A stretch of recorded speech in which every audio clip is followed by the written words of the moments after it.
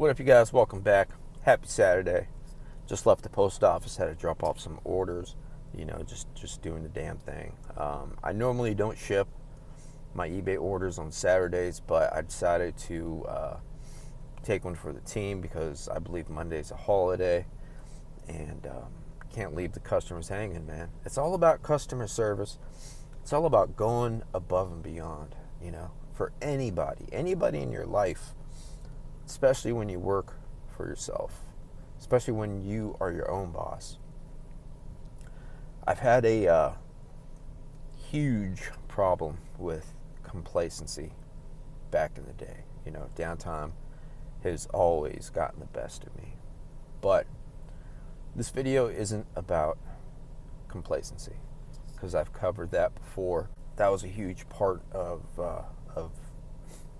my relapses, all that crap, right? This right here is episode 3 of my most memorable moments while I was locked up in the Arizona Department of Corrections. The first yard I hit was the Gila unit in Douglas, Arizona. Man, I remember being on that freeway, that highway, just arriving to Douglas. I see a huge tower on my left side. Right off the bat, I knew that was the prison, man.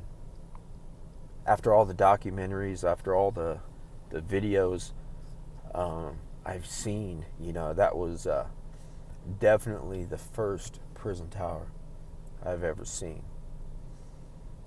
Just seeing that off in the distance and then getting closer and closer, and that thing is huge, man. As soon as we pulled in, crazy. I knew it was about to get real, man.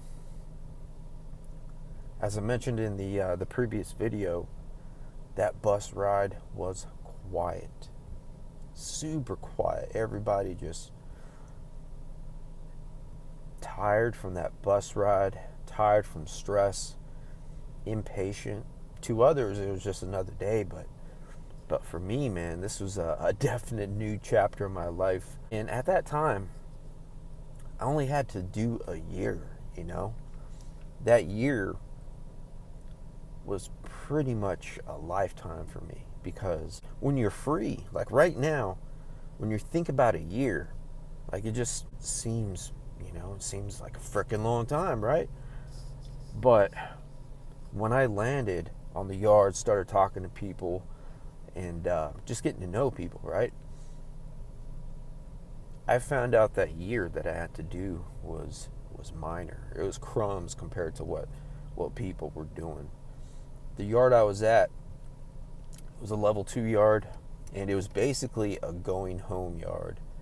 So to be at that yard, you had to have 5 years or less. And there was this one dude, he was getting ready to go home the next day, and he had a lot of banker boxes with him, and they're pretty much those white cardboard boxes with the flap, right? Put all your paperwork or whatever, put miscellaneous items in. This dude had like, I think 6 or 7 of those just stacked. And one of the guys that was showing me around the yard, he's like, "Damn, that's one of the OGs here." I was like, "Word?" He's like, "Yeah, he leaves tomorrow. He just finished doing 17 years." So, since he had 17 years, obviously he was on a different yard and then came to this yard since his points got lowered. But I tripped out, dude. 17 years. That's pretty freaking nuts, right?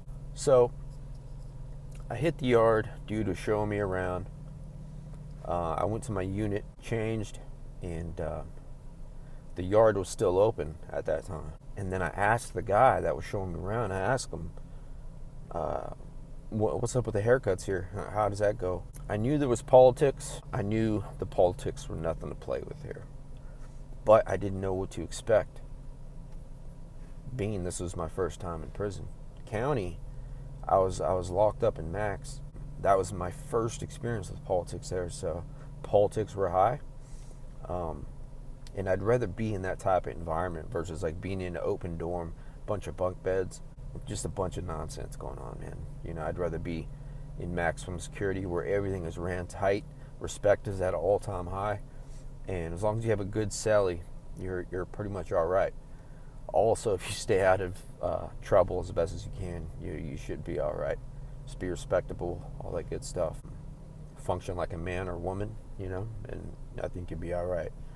So I asked dude, I was like, what's up with the haircuts, man? Because my hair was longer, just like it is now. I need a freaking haircut. And he's like, okay.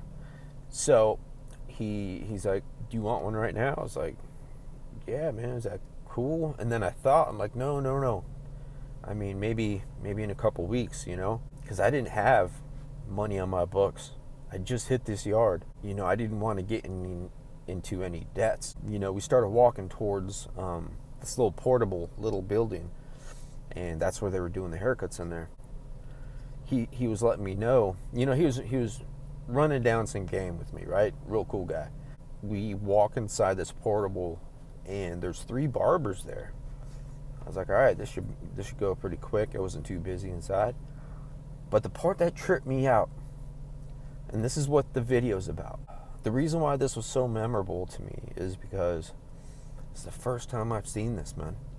I've seen plenty of documentaries, movies, and stuff like that, but this was my first experience with prison politics. And this isn't anything new. This isn't anything major that I'm sharing, but this is just how it is, man. If you're familiar with the West Coast politics, if you're familiar with jail out here on the West Coast, you stick with your people, right? So we walk in, there's 3 barbers. There was a white barber, a Mexican barber, and a black barber. I'm like, holy shit. I was like, all right, okay. So the Mexican barber was just finishing up his client.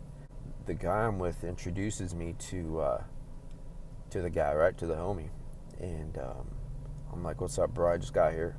I don't know how things work around here. When I get my commissary, when I could get something, could you chop me up? He's like, bro, just sit down. I got you. So he's like, I'll take care of you right now, but whenever you get hooked up, man, don't worry about it. Just come see me, right? And he was basically saying, whenever you get anything, really, just come and take care of them at that point. I was like, damn, bro, I appreciate you. And I got my first haircut. My hair was just like how it was in the videos, longer up top, right?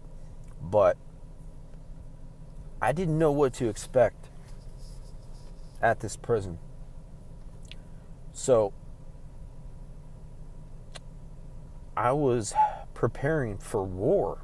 I didn't know what to expect. The only other time I've been in war was during a wrestling match. That was the closest I've ever been to a fight. That was the closest anything to hand-to-hand combat, anything combat related, was during a wrestling match. And a wrestling match is basically a fight without punching and kicking. And it's survival of the fittest, right? Also, technique. And during the time I wrestled, I always had short hair, because whenever you're there's a lot of contact, obviously, in wrestling. So like your hair would kind of get pulled, and I didn't want to have anything pulled on me, right? I just wanted to be just lean and clean, right? And have a nice fresh haircut. So I had him just give me a fade, a 0 on the sides, a 1 on top, and just fade it. So my hair was buzzed, and I just felt good. I felt confident. I didn't want to look like a pretty boy. I just wanted to fit in, play the part, look somewhat like a Mexican, I guess, right? I'm Mexican, so that's not racist of me saying it, but I've always been really Americanized, if you will. I don't have a Mexican accent. The majority of my relationships have been with white women. That's just how it is, man. So I wanted to fit in, right, with the other people, with the other homies and stuff. So I decided to get a fade, and everything was straight, man. Everything was straight. I was at that yard. I was at the Gila unit for about a few weeks, a month, and then they transferred me to this other level 2 yard called Papago. That's the hotel that was converted into a prison. That was another mind fuck, bro. As I mentioned in the last video, I worked at hotels ever since I was 19.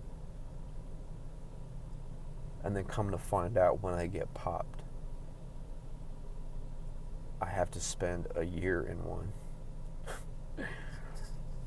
Trips me out every time I think of that, bro. So, just wanted to share that with you guys, man.